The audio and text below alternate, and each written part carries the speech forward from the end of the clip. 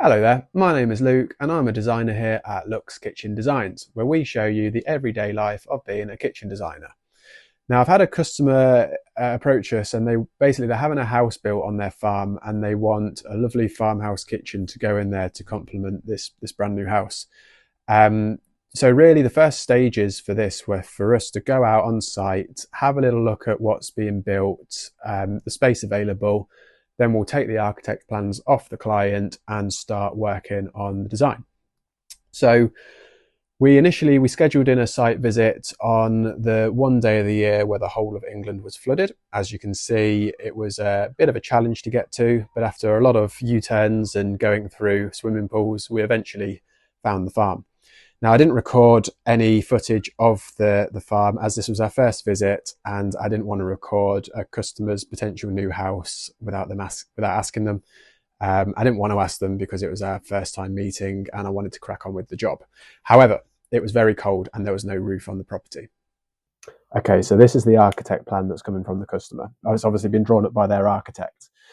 Now, what I'm basically going to do is take the measurements from here and put them into my design software. As you can see, there's a couple of measurements that are missing here, which is no problem. I'm basically going to scale off it.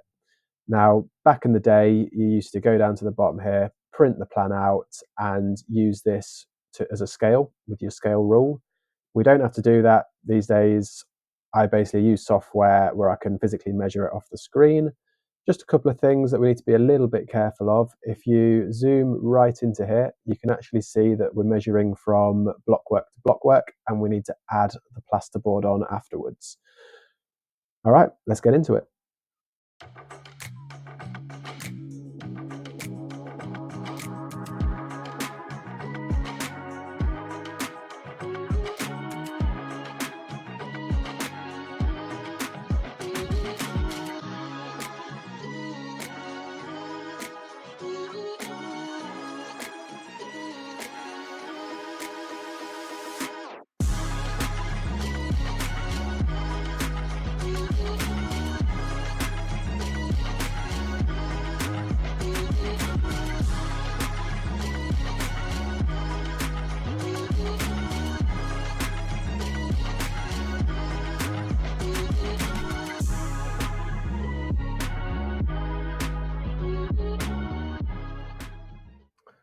Alrighty, so now I've drawn out the room, it's time to start putting in things like doors, windows, colours, skirting, etc, etc.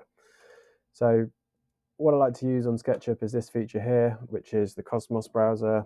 Let's see what we can get.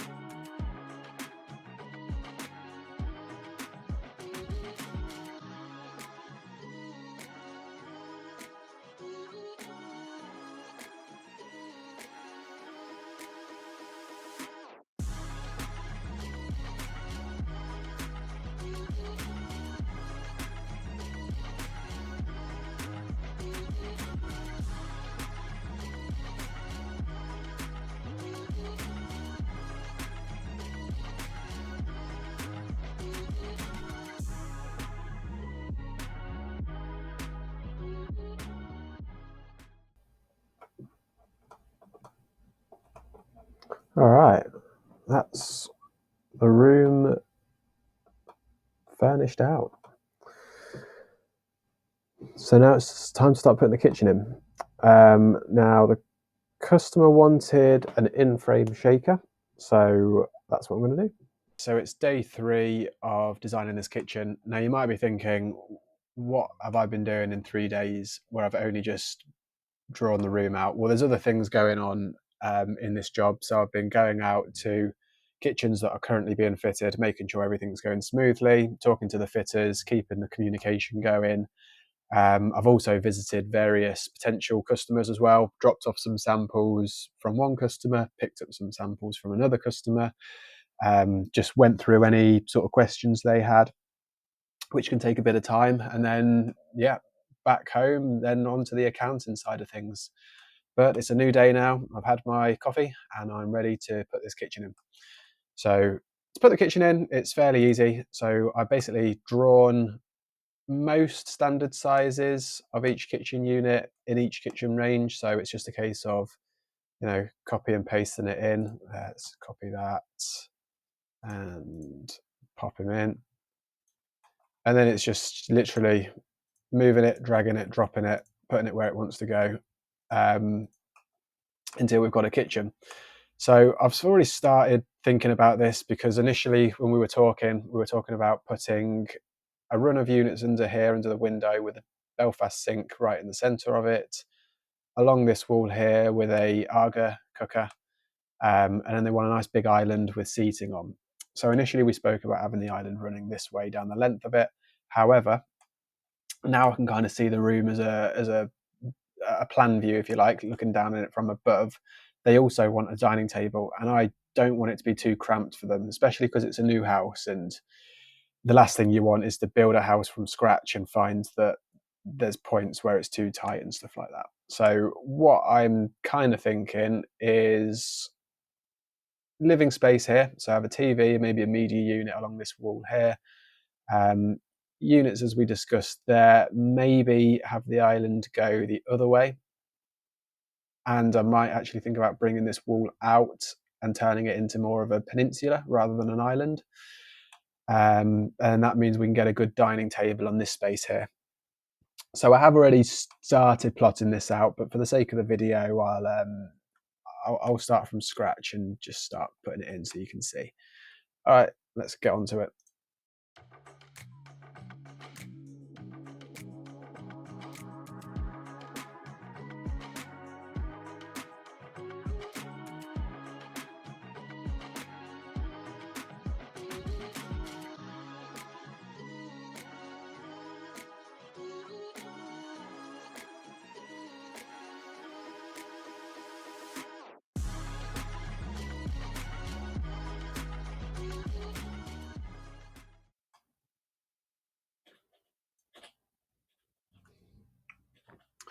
All right, it's worth just mentioning here that, as you've probably already tell, so we've got 3 900 drawer packs on this side of the island. On this side, I'm trying to be a little bit clever here and do full depth units on each end, and then a little bit of seating in the middle with some units underneath. Now the problem with this is obviously that if you have a full depth unit against a reduced depth unit, you can see the carcass side. So what that essentially means is you've got to put a end panel in there like this, but then that means that this unit is pushed out by 18 mil, or however thick the end panel is, which means it doesn't align with the end of the other unit. So all it basically means is you've also got to put end panels in between these two units as well. So I'll show you what that looks like.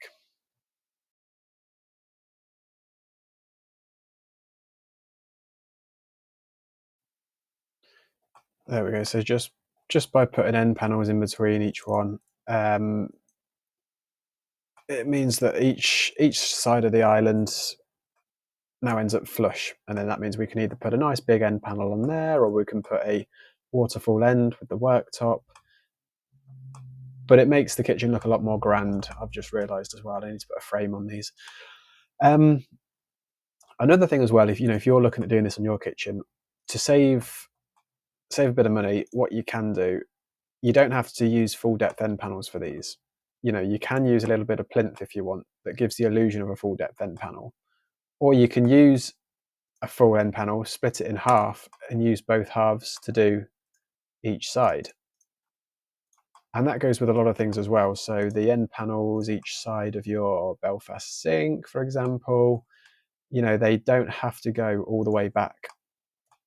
Same with the Aga as well. They don't have to go all the way back if we don't want them to. It is better practice to have them go all the way back, but yeah, if it saves a little bit of money here and there, why not? Obviously on the ends, they do want to go all the way back. Right, let me put the frame on these drawers now.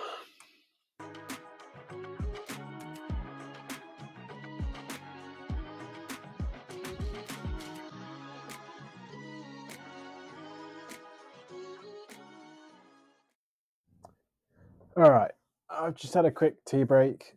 However, we don't have any milk, but I'm not a quitter, so I'm having a black tea. Anyway, so the other thought I had with this design as well, this door here actually goes through to a small pantry room. And sort of looking at this space, there's quite a lot of internal doors. So I had the thought of building that in as like a secret door. Don't know if it'll work, but let's give it a go.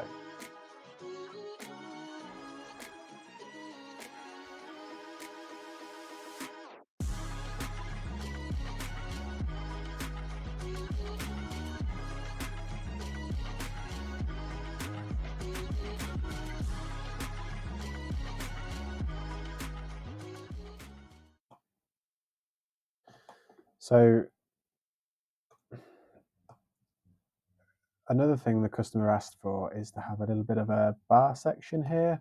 It was a little bit convoluted as to exactly what they wanted, but because this will kind of be the sitting area and on the island as well, just something where they can serve drinks and where, you know, people can go and not interrupt whoever's cooking or washing up or whatever.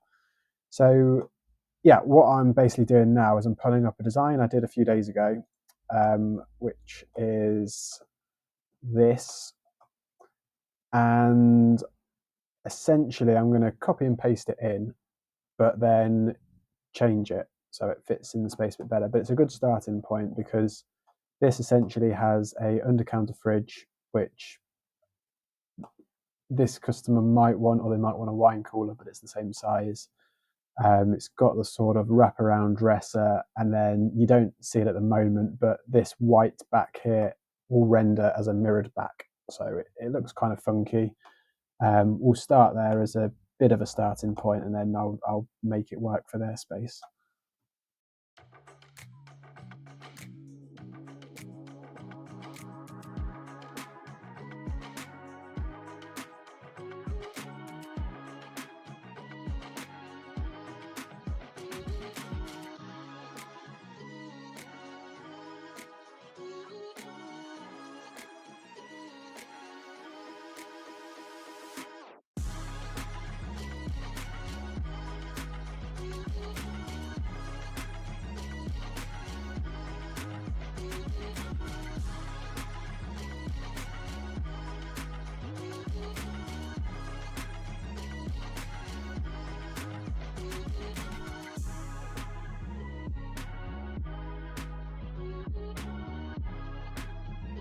So just whilst I've been designing here, I've just had a few phone calls. One from my plasterer, just making sure we're still on track for a job. And then another one from a customer who has had it's like a kitchen, sort of half kitchen, modifying her current kitchen, which she wants a little bit of discount on. So I'm yet to look at the numbers on that, see if I can afford anything. Probably not. Anyway, onwards with this.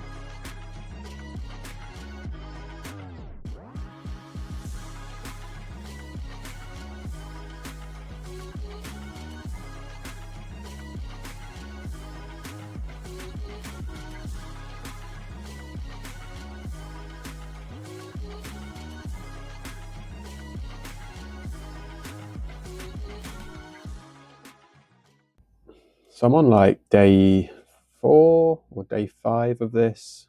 Um, looking to get this finished now. A load of footage as well got lost because my laptop crashed right as I was about to save the video. But essentially, we are at the point where the layout's pretty much there. You've noticed I've moved this wall out even further, which I think solves quite a few problems. One, it means this breakfast bar here can push up more towards the kitchen, closing this gap, which is at just short of 1200, which is perfect. It kind of keeps it in line with this unit here. So you've got a fundamental kitchen zone here.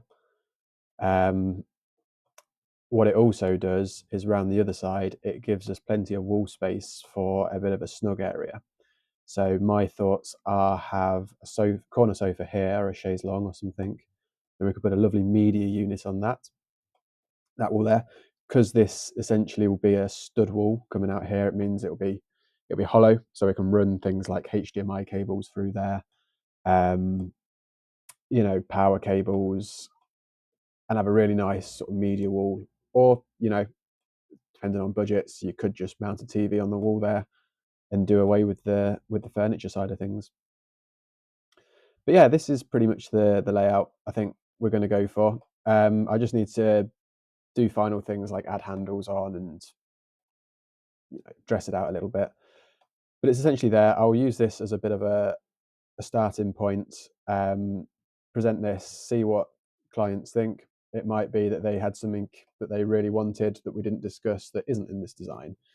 And it's quite common that you'd have, maybe 2 or 3 design changes. It can go up to sort of like 10 different design changes sometimes.